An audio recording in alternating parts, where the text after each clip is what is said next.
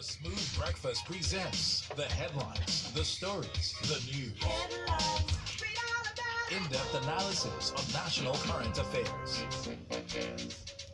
Freshly pressed on Smooth 98.1.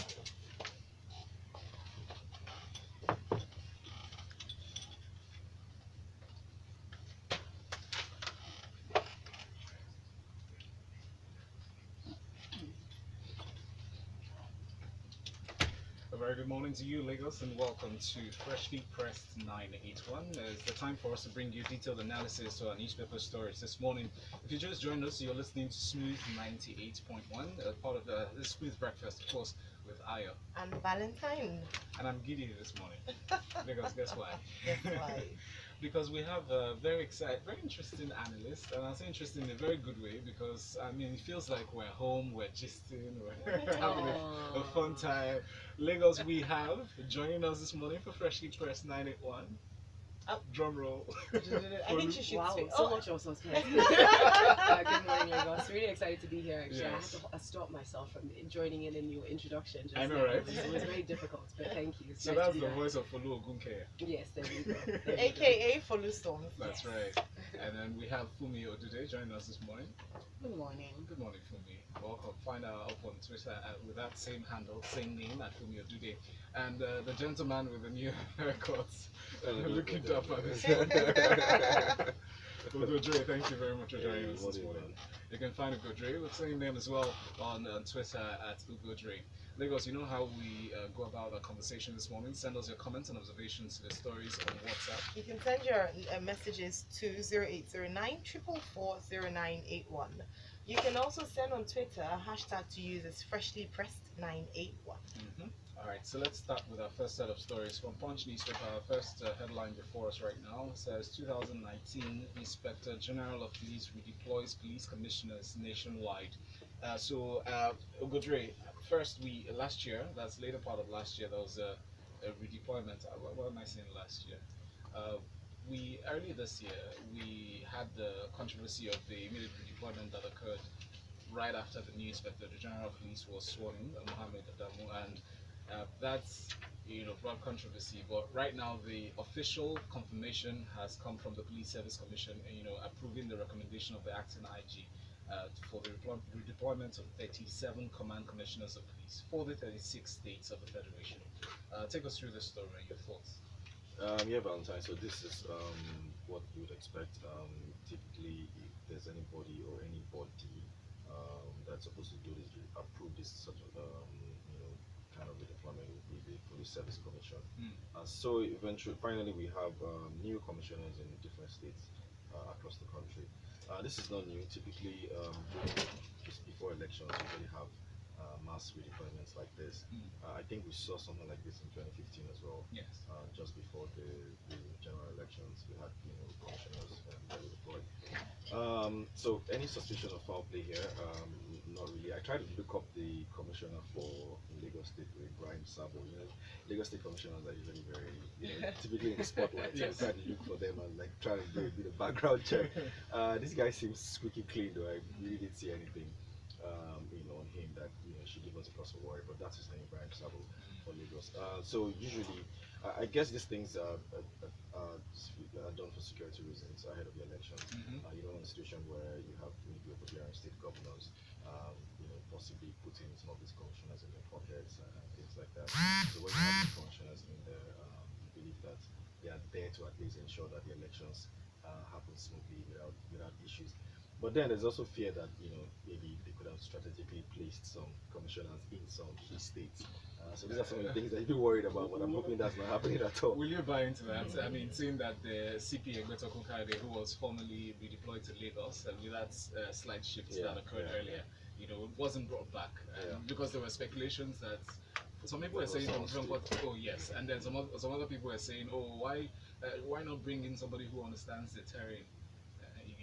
Should that be the argument? But right now, that has been the argument for some years now. Have police commissioners who are from the state or who have at least been in the state for a while. But the other side of the argument to say, look, that brings some kind of familiarity and that it's been done before and never really worked. What is important is that just have the right structures in any state, and then anybody can sit in there and be commissioner. But of course, in more advanced economies, you usually have policemen or come from that state. So maybe like in the US, we have NYPD, and it's just New Yorkers only, and it's really, in fact, That's they're state usually police. elected from. I think their commissioners are probably even elected anyway. Yeah, so that's usually the case. But here, Nigeria is a bit different. They still call the police force. Yes. I was going to say, we're still struggling with concerns of people having their own fiefdoms for that to really happen. But also, it is kind of normal in a way, because you would expect people to redeploy or shift commissioners and police officers depending on loyalty and depending on who they know, and that in some ways could be more effective than who knows the terrain. It could just be a matter of, listen, who's going to pay attention when we need to issue commands. So. Right. Exactly. Thank you very much, ladies and gentlemen. Let's move on to the next story. A quick reminder here, the WhatsApp number for your messages, 0809-444-0981. This next story here comes from Guardian newspaper. Nigeria buys 12 new military aircraft from Embraer. Embraer is a Brazilian aircraft maker. They said on Wednesday yesterday, the story hit us yesterday, saying that they finalized the contract to sell 12 light attack aircraft to Nigerian Air Force, which is fighting an insurgency by Boko Haram jihadists. Sometime last year, actually, the fourth quarter of last year, we saw the story, the reports of the purchase of the same number of aircraft, same light aircraft as well, as purchased from the United States and expected to be delivered in 2024. So downstairs, I was asking Jetta very briefly, what are there similarities to this transaction that's done for the Nigerian Air Force? What are your thoughts on this story?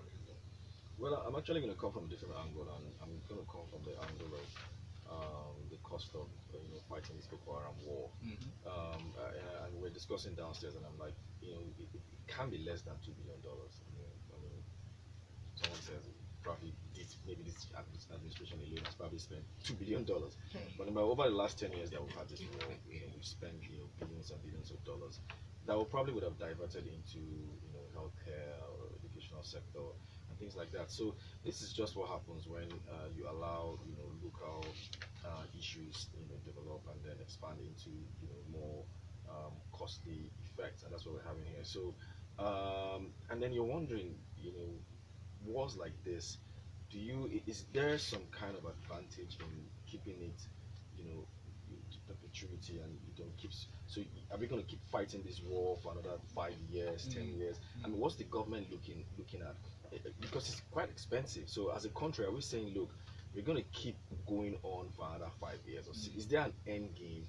Are we saying, look, when do we just pull troops back and say, you know what, it's done? Or are there other ways that we can negotiate to get to stop this war? So because it's pretty much expensive. So if you're spending this kind of these aircrafts alone, what about $329 million? I mean, that's more than $250 million already on just aircraft alone. Yes, well, bear in mind that we still are just almost recovering from the whole controversy that was going, trailing the diverted funds. Exactly. For the similar purpose. Exactly. I mean, just to fund the military. Exactly. Last year. And that's also the risk, because the risk too is that there are probably suspicions of people using this war as an excuse to basically siphon money from the public. So that's what we're fearing. Alright, well, just to ask you, or just to go back to that, but would you not say that war in itself is expensive? Absolutely. Because at the end of the day, how much money or premium can you put on human lives, security? So I understand as people would argue that people can use it as an avenue to siphon money, but at the end of the day, if they're saying they have to pay for this for war, war is generally expensive. Exactly. So war is expensive. So that is why, as electorate, one of the biggest responsibilities that we have, to the government is like, look, you've got to have an end game here. You can't keep fighting wars. You can't keep doing this, right? When is it going to stop? Are we going to say in the next 4 years Boko Haram is still going to be an issue? When Buhari came in 2015, one of his major promises was that he would end this war. Yes. And it was a huge campaign promise for him. And this is 4 years after, and we're still fighting this war. I mean, when is it going to end? Sorry, Uncle Ayo, let me just say that I'm sure this is how Spain and the Basque region feel, but unfortunately the reality again globally that we've seen is this is a different type of warfare. It's not nation to nation, this is terrorism, and since the inception of terrorism, we haven't seen any nation that successfully kicked out that terrorism once it's been entrenched in, because this is an ideological issue as well. So I suspect that unfortunately for us, and I'm not being pessimistic, we are going to see this sort of protracted battle to an extent. We're just hoping that we can contain it and maybe limit the sort of spread. But the reality is the reality. And as for siphoning funds, or is Nigeria, we need to talk to. So. Yes. We need to. But I mean, no, but being optimistic, it's a process. There's no magic wand that will end this insurgency. No, we have to just be optimistic that it will end. Okay. Yes. Yeah. All right, so let's move on now to Premium Times for this next report, and I'll come to you, Folu, for the analysis in this story. Election. PDP is accusing INEC, Independent National Electoral Commission, of frustrating PVC collection. And this is almost echoing the sentiments of most Nigerians who, whenever we have this call for the collection of PVC, a lot of people are complaining that it's very frustrating. They are made to wait for long hours before they collect it. So that PDP is re-echoing this thought and the sentiment. I thought it was a very interesting story because just yesterday I spoke to two separate, very different young Nigerians who were saying, listen, they're not even going to bother because it's almost deliberate. Look at the process they have to go through. And unfortunately, this has been the case over the years. It's not new to this particular election cycle, unfortunately, and we've got to start figuring out how we can streamline the process so that people can collect these things effectively, so we can register effectively. It goes back to issues of our databases, how we're able to move information around, how we're able to know exactly where we're supposed to go. Because you could go to the point where you're meant to collect your PVC and suddenly you're being told, actually, you are registered, further down the road. So it speaks to deeper inefficiency and ineptitude problems that we have across the government, across the length and breadth of the country, really. But as for the publicity secretary, Kola Ologbodiyan, saying that this is deliberate, and I really don't think that it is. I do think that it is just it's just another symptom of many institutions in the country that don't work as they're supposed to. So really what I'm hoping to see for INEC, because I think it's a little too late right now to adjust anything. I don't know that 3 days, adding 3 days onto the PVC collection time is going to make much of a difference. But coming up to the next election cycle, what are we doing? And as an electorate, are we actually paying attention to INEC? Are we trying to make sure that in that 3 to 4 year space between elections, that we're making it a more efficient process, so that so that people can actually get more involved in the democratic process? Because it is our right. But what I would say to people for right now is, we need to separate the dream of how we expect it, or what we would like the country to be, from the reality of what the country is, and just be prepared to dig it, because there are people who are digging in and who are going through, they're jumping through the hoops to get these PVC. The PVC. Yes, well, a few realities that I'll bring to the fore, and I would like you to just share a few thoughts in a few seconds to this. So there are reports from different quarters. Abia State, I think it was in Abia State that they had the burnt PVCs issue, and these are millions of PVCs uncollected, some damaged. INEC coming up with a report that they are going to make moves to reproduce these ones, and the deadline is just Saturday, right? February 9th, because officially it's 1 week before the election commences. Elections are next week. Absolutely. Again, I go back to this issue of inefficiency. If we had databases, or we had a central database where you could properly identify people, whether or not your physical card is burnt would not really be an issue, because you already are supposed to have our biometric data.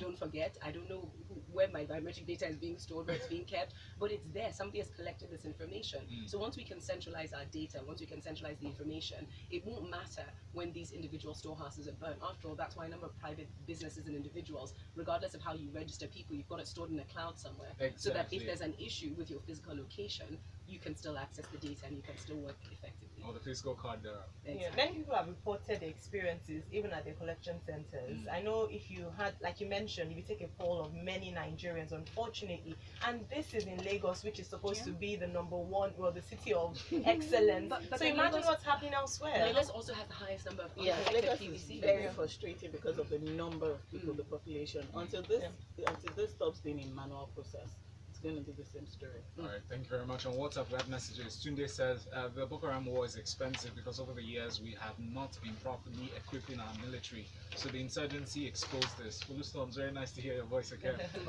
No, you're receiving a lot of love. Possibly couldn't get through it all. And Faith says, I've never been more excited to hear your voice. Morning radio is not the same without you. And then we have more messages coming in here. Yinka says, so Uncle Ugo, when he told you he was going to end the war, you believed that? You felt that? I beg no vex, I have to believe.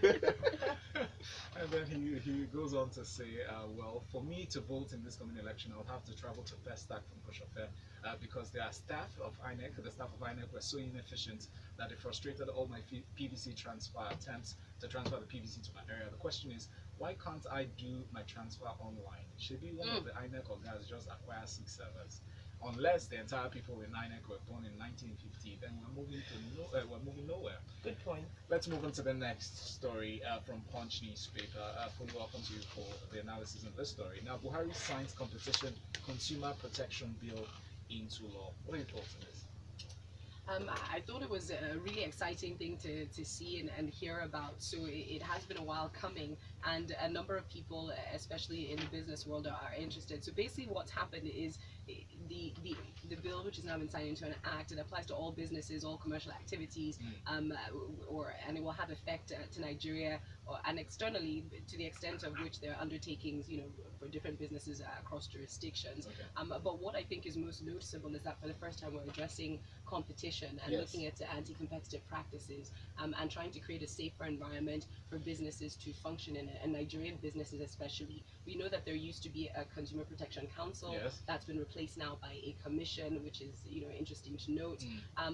But I think it does speak to the forward movement that the country is trying to make, and I have to give this government a little bit of kudos on that, because I know that they have spoken a lot about enabling business environments, and these are just some of the things we need to see, especially as globally everyone is trying to protect their national interests.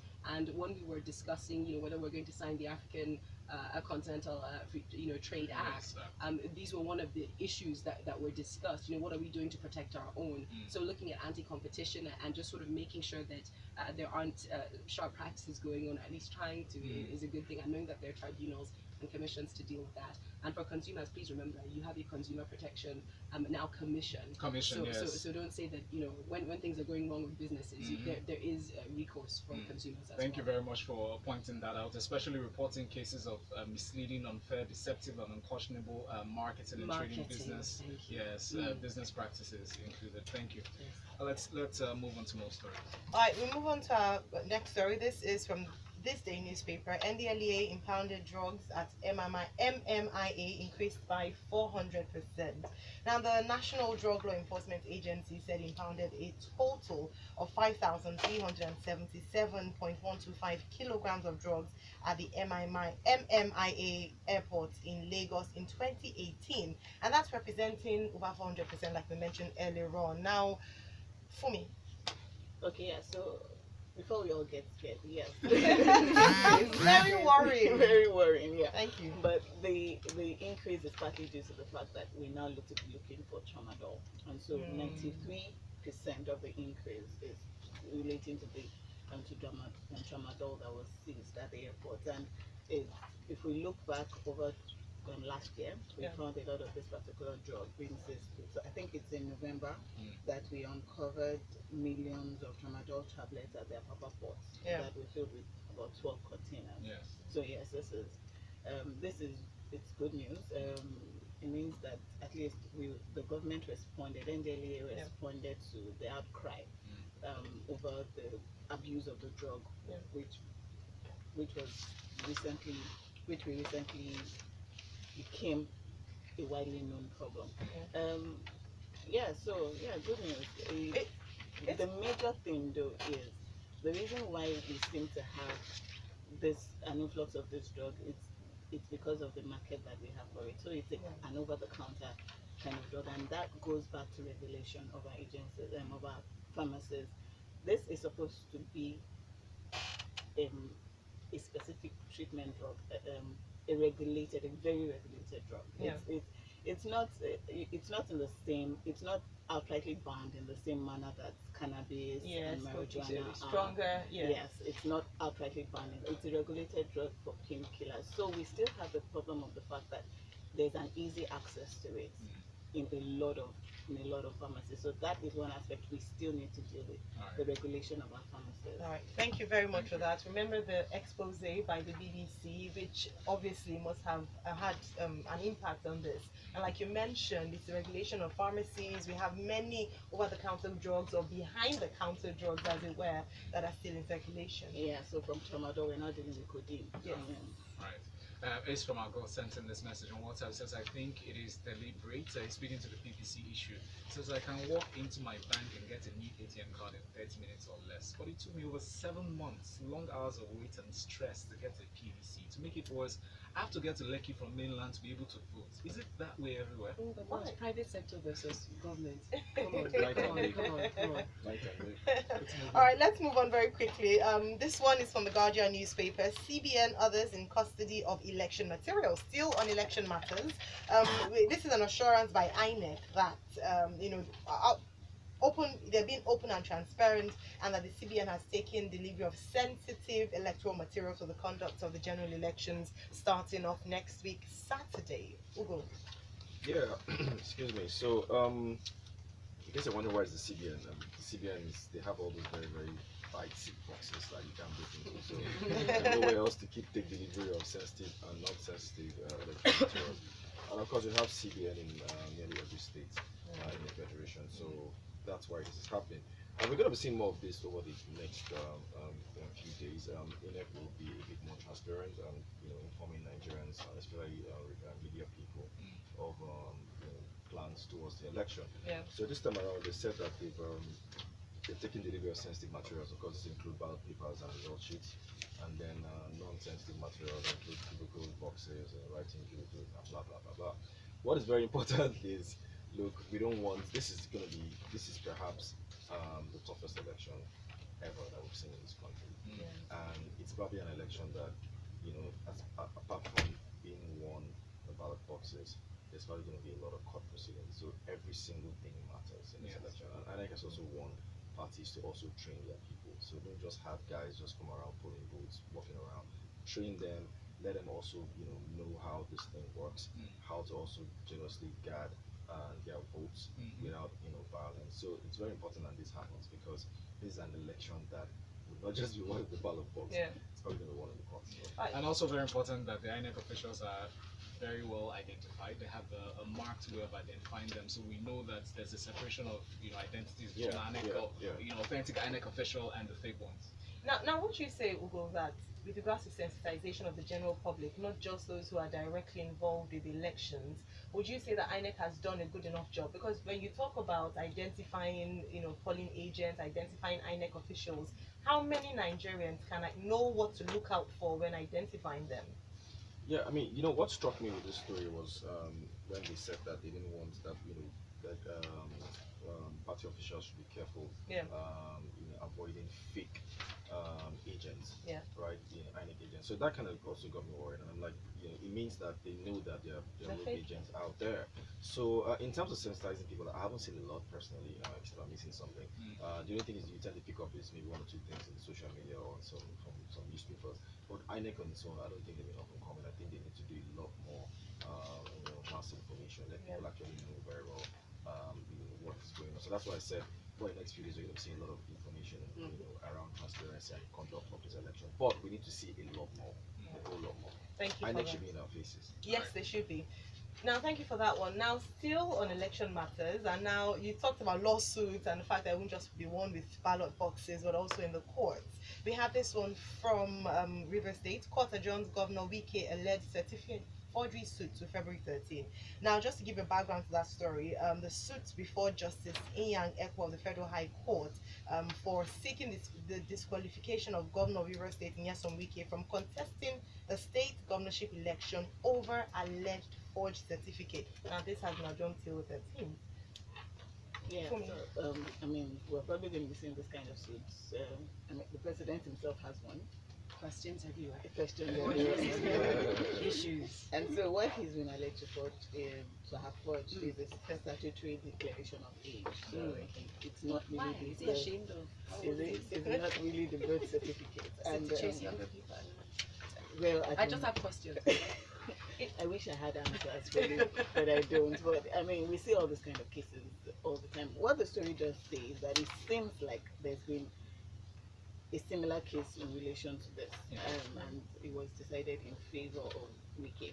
And so this guy is worried that his own case has come before the same judge, and he's worried that he won't get hearing. But I mean, we see all this before the elections. It's part of the dramatics of Nigerian elections. I mean, just this week, we also heard about the suit against his other candidate, actually, Tonya Cole of APC, being suspended as well. And we're looking at the fact that it would come after elections. And what are the implications of this? Because if after the elections coming up on the 2nd of March, he's found, the case is sustained, what's the implication of that? The story says that what they're asking for is preventing him from contesting. So I'm guessing it will become mostly an academic issue after the elections. And I mean, we just do all of this drama.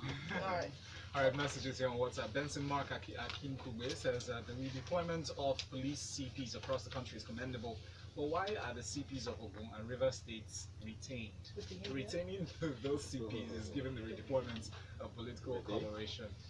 Speculations, guys. So Rainmaker says, see, we'll be all right. Yes, I almost assumed. Okay, this was no problem. Thank you very much. That's a corpse and Rainmaker. Thank you very much for your messages. All right, thank you.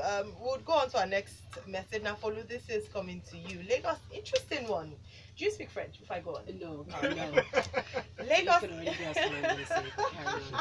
Lagos introduces French quiz contest in secondary schools. Now, the maiden edition of the competition conducted in French language, and please permit me, all French speakers, tagged à la connaissance de la go. Meaning, how much of Lagos do you know? Folu, what's your take on this? I think your French is as good as mine. So I'll say that.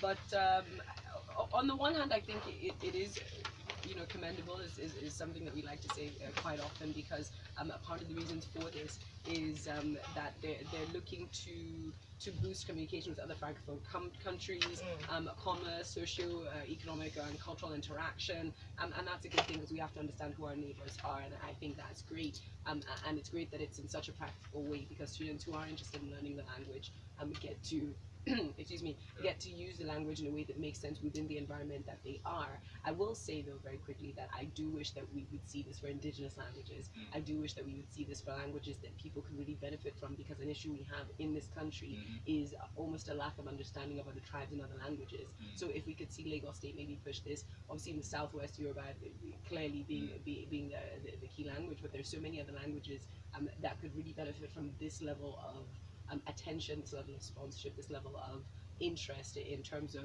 if we're talking socio-cultural interaction, where is it more important than in a country as diverse with as many languages as we have? So if we could see our government focus more on that, on our local languages, I think that would be great. All right, thank you. Shout out to the French speakers. I was just going to ask, though, what do you think about international relations? Because at the end of the day, the reason why you choose a language over another is because of how you would then use it to compete internationally.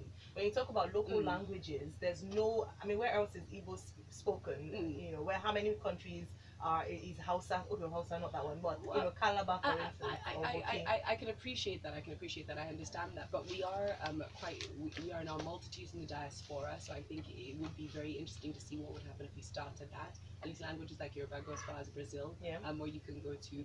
But arguably, in a way, you could say the same thing about French, because I mean, France is a little colony that's, it's a tiny little country that somehow took over most of a big portion of West Africa. So we're the ones that continue to perpetrate this language. But good for them. I guess they did a good job. So let's do a good job with ours. But I like that you mentioned Brazil adopting Yoruba, which is something that we should consider. Now, Ben from Surulere sent in his message on WhatsApp. It says, for the central database, the solution is just to make use of our national ID cards, where our database, for example, INEC driver's license, resident permits, work permits, will be infused. There won't be any need for having different cards for different purposes.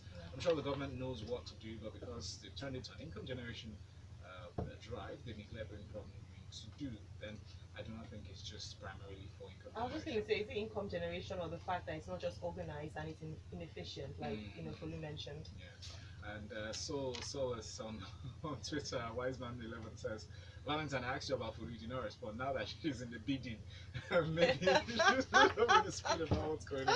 Thank you very much. Special thanks to our analysts for coming in. Folu, how does it feel to be called an analyst now? Yeah, somebody just tweeted at me and said, I see levels to this life. I said, yeah, that's it. But it's really exciting. I'm so happy to be back hanging with you guys in the morning. I've been with the silver fox to my left. I know, right? Sweet. It's not for me. The silver fox is Ugo Dre. Yes, sweet. It's what I'm looking at. Special thanks to Funmi Odude. Thank you very much, Funmi, for coming in. Oh, someone said they loved your voice, by the way. Oh, yeah. The comment came through, yeah.